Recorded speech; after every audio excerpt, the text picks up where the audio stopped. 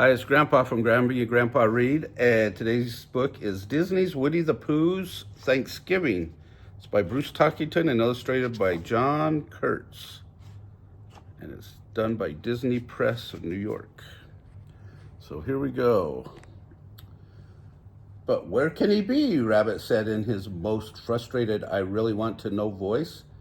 It was a question that was in the mind of everyone standing at Winnie the Pooh's front door.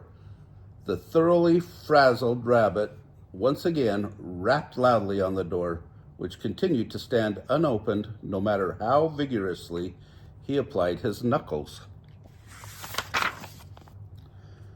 Tigger was sitting back on his tail with his face flattened against the glass of Pooh's window.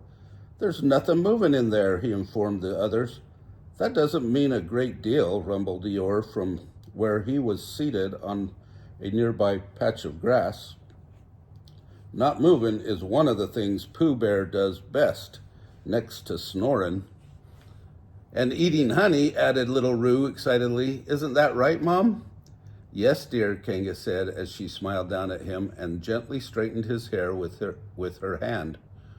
"Why would Pooh ask us here if he were somewhere else?" whistled Gopher, scratching his head.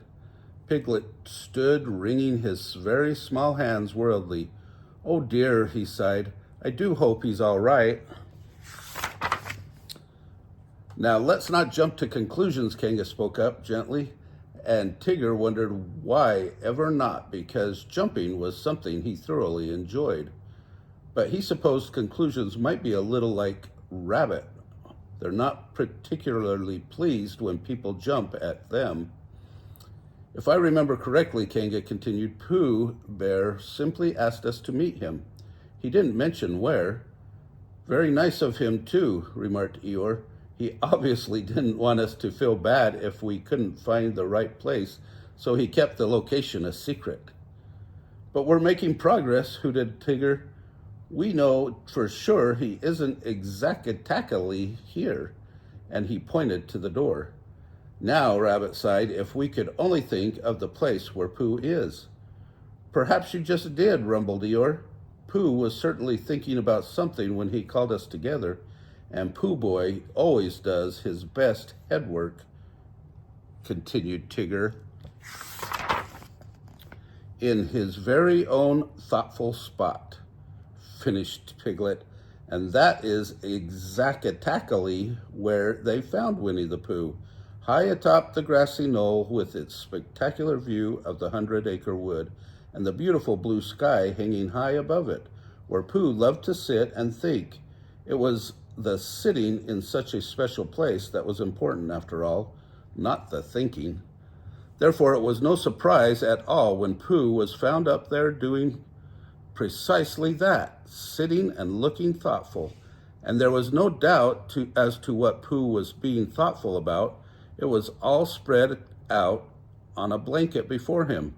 Pooh's pantry must have been completely emptied because everything sweet and tasty had been toted from his house to the grassy knoll and arranged to look its most delicious.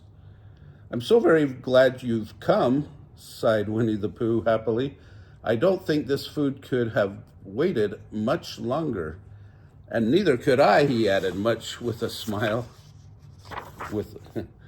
"Then let's not waste a moment more," announced Rabbit, and they all sat down to eat. "I'm glad to see you at last," said Pooh. "I hope I haven't brought too much to eat." "No such thing as too many cats when cattin' is the name of the game," chuckled Tigger as he happily rubbed his paws together. "Is eating the only reason you called us together, Pooh Bear?" asked Owl. "Called you together where?" responded Pooh, tucking his tongue carefully into the corner of his mouth as he pulled the stopper on a fresh crock of honey. "Because, as everyone knows, a stopper cannot be properly pulled if a tongue is not tactfully tucked."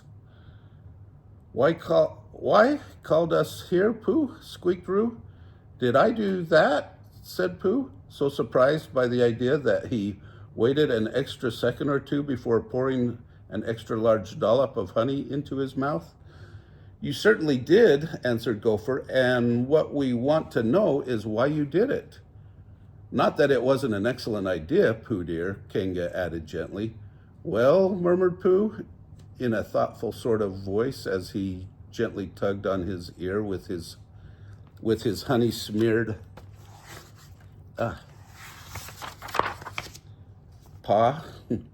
It must have begun this morning when I sat down for breakfast, Pooh explained as he was suddenly very much aware of how special a breakfast could be, because like so very many things, sunsets and birthdays, surprises and nap times, hugs and extra dessert, a breakfast was more than just today. It was always there when a bear needed it, sort of thing. You mean you were grateful, Pooh? Asked Piglet in a very quiet voice when his friend had finished. Why, yes, Piglet, smiled Pooh.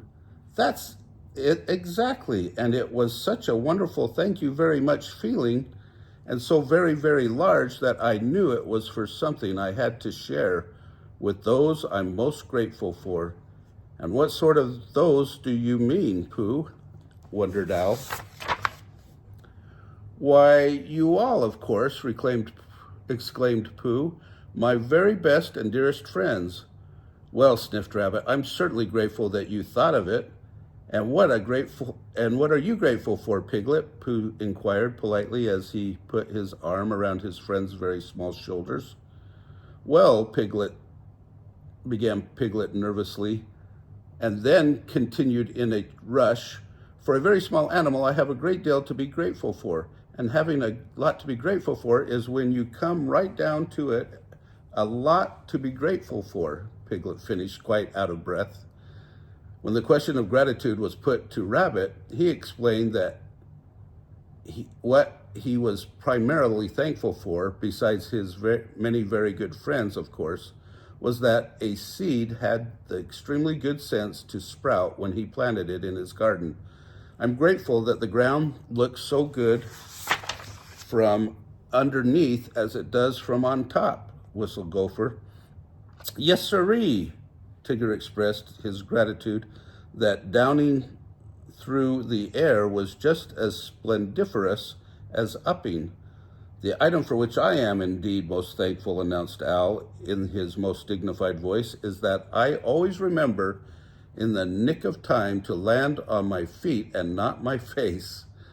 I'm grateful for just the chance to be grateful, rumbled Eeyore. And that's all right with everyone. If that's all right with everyone, that is. Everyone agreed that it was indeed quite all right with them.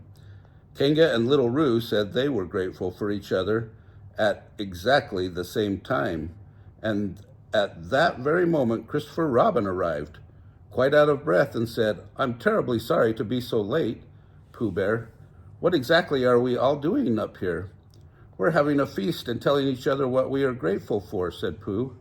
Then Pooh surveyed the blanket and realized that there wasn't a single smackerel of anything left to eat.